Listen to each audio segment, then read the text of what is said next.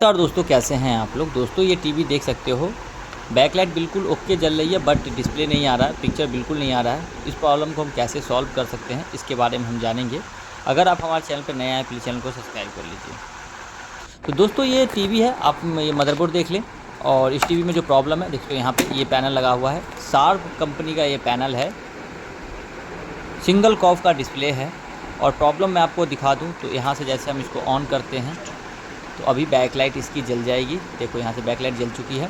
But जब मैं इसका एलवीडीएस को मदरबोर्ड से कनेक्ट करूँगा तो इसकी जो टीवी है ऑटोमेटिक स्टैंड बाय मोड में चली जाएगी। मतलब कि मैं जब पूरा पैनल को कनेक्ट करते हैं तो ये टीवी ऑन नहीं होती है, स्टैंड बाय मोड में ही रहती है। जैसे स्टैंड बाय से जैसे ऑन कर रहे हैं, अभी देखो यहाँ से ऑन करेंगे, ब्लिंक हुई, लाइट बंद हुई, बट बैकलाइट नहीं जलेगी, ऑटोमेटिक स्टैंड बाय मोड में चला जाता है। इस प्रॉब्लम को हमें सॉल्व करना है। तो अगर आप हमारे चैनल पर नए हैं प्लीज़ सब्सक्राइब कर लीजिए, बेल आइकन को दबा लीजिए। दोस्तों देखो जल चुकी है, और फेसबुक के माध्यम से देख रहे हैं तो फॉलो कर लीजिए। अब देखो यहाँ पे निकाल दिया एलवीडीएस तो बिल्कुल ओके हो गया। अब इसमें क्या है कि हमारा जो पैनल का पीसीबी है ये, इसके अंदर शॉर्टिंग है, और ये शॉर्टिंग को चेक करने के लिए हमारे पास मल्टीमीटर को होना ज़रूरी है। अगर आप टेक्नीशियन नए सीखना चाहते हैं तो आपके पास मल्टीमीटर होना चाहिए, डिस्प्ले रिपेयर करने के लिए या कार रिपेयर करने किसी चीज़ की रिपेयर करने के लिए। अगर आप टेक्नीशियन हैं तो आपके पास होगा ही।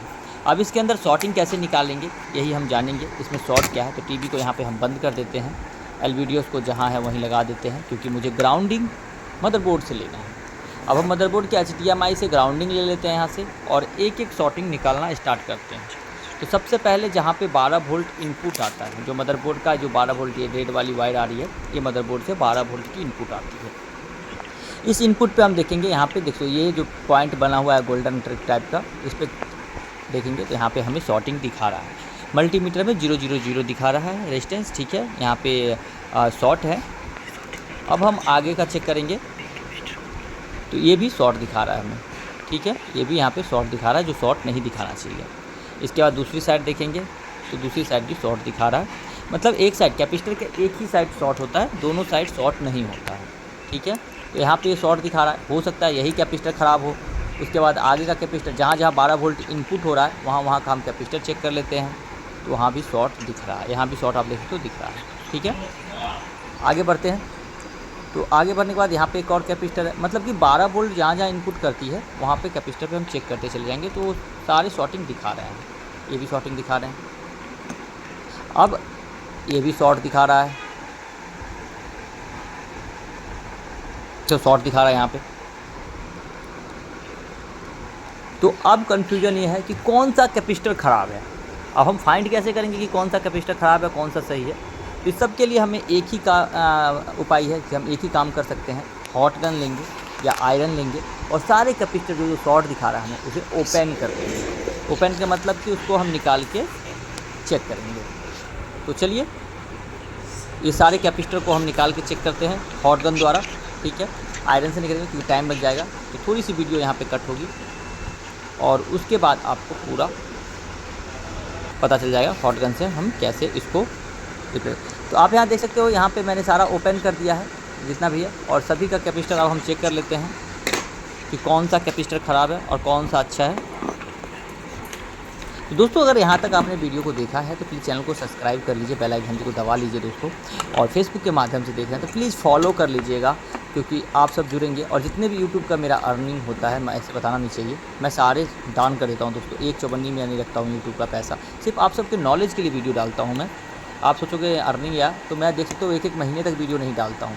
जो भी मेरा अर्निंग होता है 2 महीने 3 महीने में पैसे आता है, मैं दे देता हूँ किसी को भी, जिसको भी मजबूरी होता है उसको पैसे दे देता हूँ, मैं नहीं रखता पैसा। तो आप सब सिर्फ फॉलो कीजिए, सब्सक्राइब कीजिए, जितना भी पैसा आएगा आप भी सोचिए कि एक तरह से आपका जो मेहनत है, देख रहे हैं वीडियो, टाइम जो निकल रहा है वो भी कहीं पे इन्वेस्ट हो रहा है या दान हो रहा है, आपको भी पुण्य मिलेगा।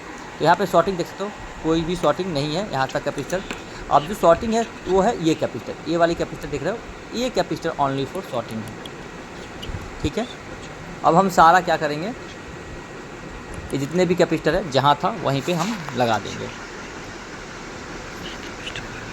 तो अब देखो जो जहाँ था वहाँ लगा दिया है, और ये कैपेसिटर को हम वैसे ही ओपन छोड़ दिए हैं। अब हम दूसरी बार इस कैपेसिटर को यहाँ पे लगा देंगे। अब हम टीवी एक बार ऑन करके देखते हैं कि अभी भी शॉर्टिंग हो रहा है या नहीं हो रहा है। तो यहाँ पे लाइट इंडिकेटर पे आ चुकी है,